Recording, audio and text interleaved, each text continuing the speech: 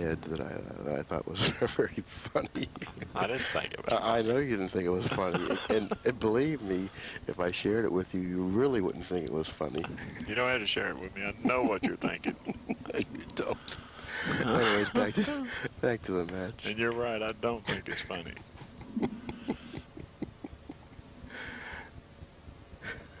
He made an excellent shot,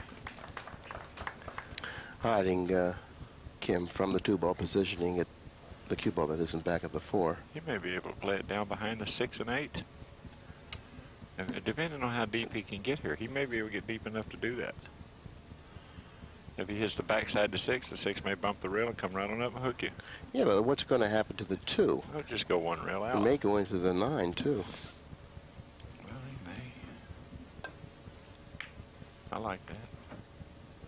I like that shot right there. I'll tell you what, that's a pretty good pool shot right there. Yes, it is. And also a very, very good observation of what he could possibly do by Buddy Hall. Very good. Very good. We're going to come out with a book, Options by Buddy. And Situations by Billy.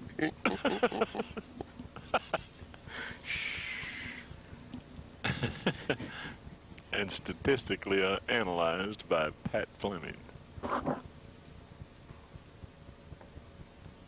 He tried to tie up the 6 and the 7, and almost scratching trying to do that. But apparently it's ball in hand, so therefore that was just like a joke. Okay, he does have ball in hand, and he wasn't able to tie up the 6 and the 7. Kim Davenport only needs to run the balls on the table. This match will once again be tied up. Tell you, when you're playing champions, trying to tie those balls up, you forget all that. You better hit the ball. Well, in most cases, but there are exceptions to every rule. And I beg to differ. I feel that there are times when it's appropriate to tie up balls. And when that time comes, you can't give these guys ball in hand. Yeah, you can't give them ball in hand with an open table, for sure. If it's Jose, he runs out every time. Every time.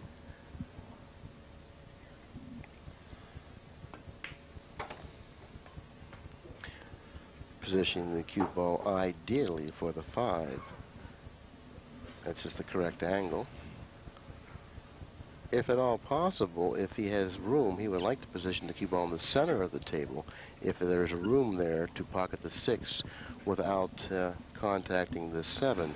Because he doesn't want to go into the 7. If he comes up the table near the side cushion, he would then have to go into the 7 after pocketing the 6. He would like to get to the center of the table. I thought he was doing that. Yeah, he would like to get to the center of the table like he's done.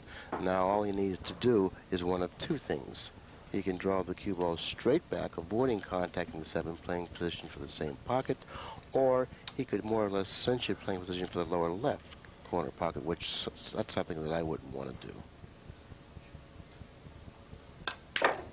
Or you can force it, which if he has the angle to do that, that is probably the best route. Probably. To take, absolutely, positively, the best route. The best route. You get back in much better line for the 7, and there's no chance of rushing the 7. There's 2 rails out here for the 8. Like so. I think he has the angle where he can scoot over a little for the 9. I don't think he has to do, well, if he got straight in, he's got to draw it back. I wouldn't accept that if I'm straight in. I'd have to draw it back. If he got straight in, he's got a problem, because drawing it straight back, the margin for error isn't very great.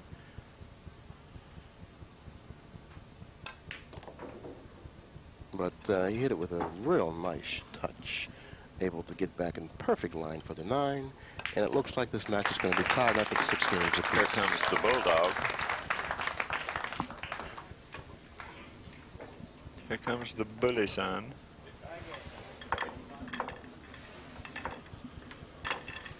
I'm thinking about getting me a Bulldog, Billy, so I have something to walk. Want to come walk my Bulldog with me, Bill? Yeah, matter of fact, I really like Bulldogs because they have tenacity like you. You know, and particularly when you live in a bad area, you walk your bulldog at night, just hoping, just really hoping someone tries to attack you. Billy Johnson. I mean, yeah, Wade Green. Wade Green had a bulldog. He finally gave it up. He said he found out he couldn't trust it. The way he found out he couldn't trust it, he let it out one night about 12 o'clock. He said he noticed it was a little while before it come back, and he heard it barking, screaming down the street. And he went down the street to see what it was all about, and one of his neighbors had pulled up in their driveway, and his dog wouldn't let him out of his car in his own yard. He said he realized right then he couldn't trust him. There are some great stories about bulldogs. Yes, great stories. I remember one in particular about this fellow that had this pit bull in Las Vegas. And down the street, a few blocks down the street, this guy owned this German Shepherd dog, okay, that was supposed to have been a real tough dog, you know. I mean, and it was a police dog. And whenever this police dog or whatever, this German Shepherd was around other dogs, it would just rip the heck out of them, you know, just tear them up. And so this guy says, you know something, if your German Shepherd ever got around that pit bull that lives a couple blocks up the street, he wouldn't have a chance, you know. This pit bull would just kill your dog.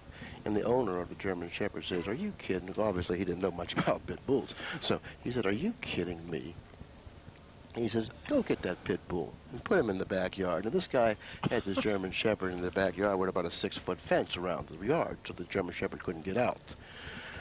Well, when the guy put the pit bull inside the fenced area, he was totally wrong about why the German Shepherd couldn't get out. He leaped over the 6-foot fence to get away from that pit bull.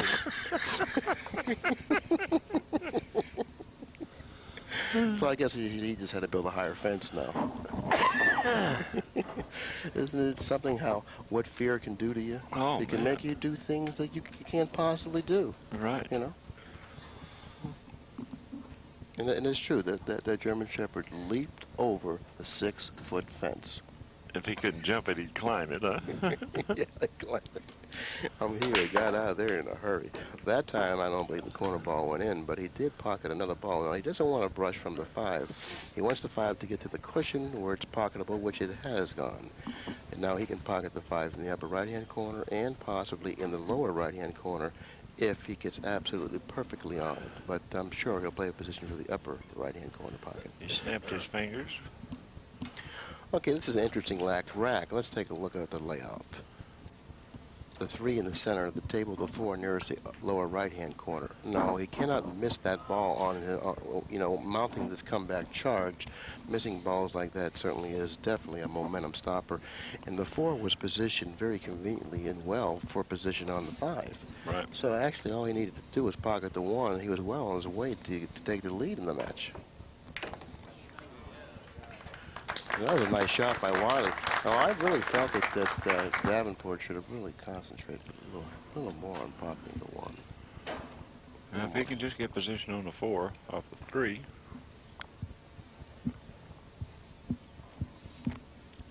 Is it laying where he can draw it back?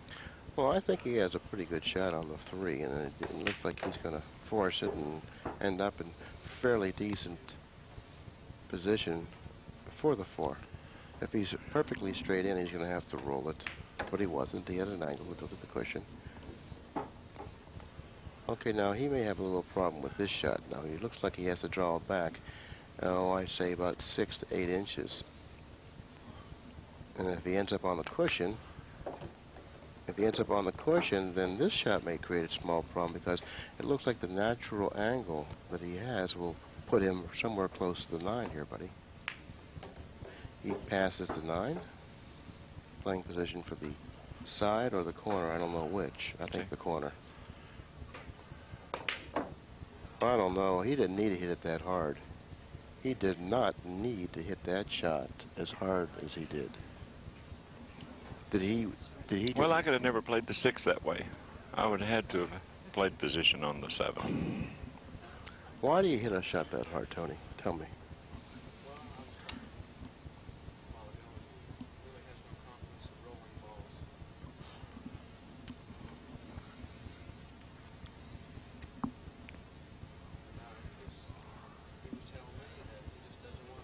Roll the ball. So that's why I feel like he was hitting the ball like he is. He just really, his confidence is really short. Well, I thought that he hit it quite a bit harder than he should have.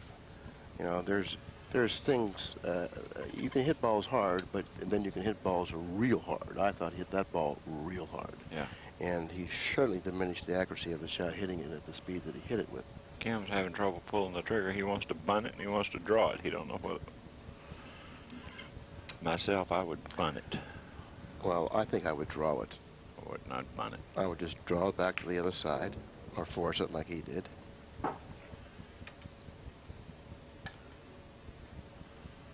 You know why I would play it the way he did? No. I'll explain it to you. Right after I mark up his seventh pin.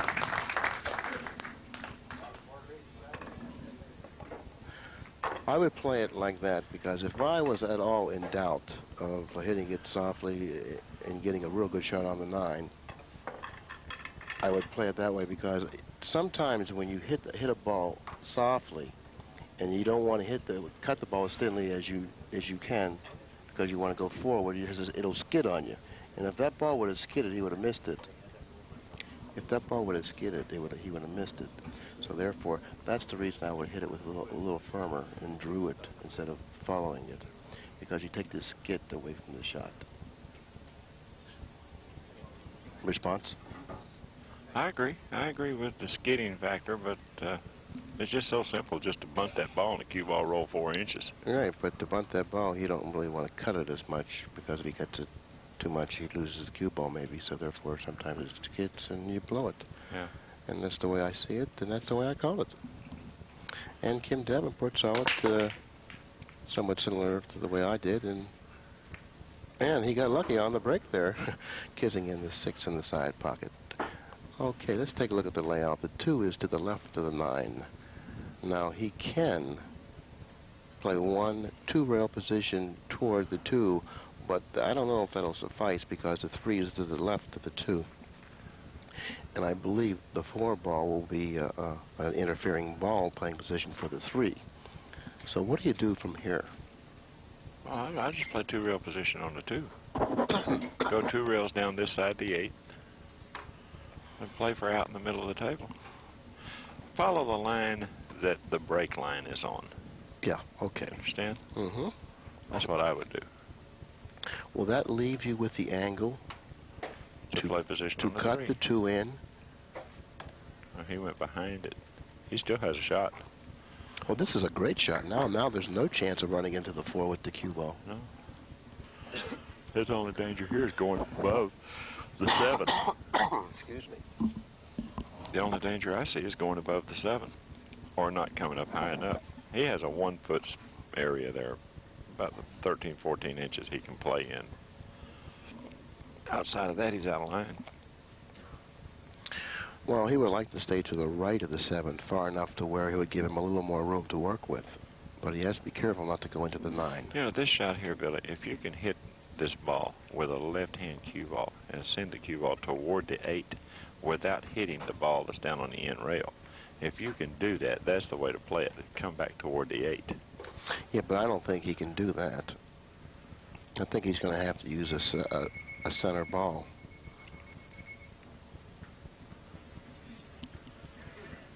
Kim was sharked by the baker's beeper.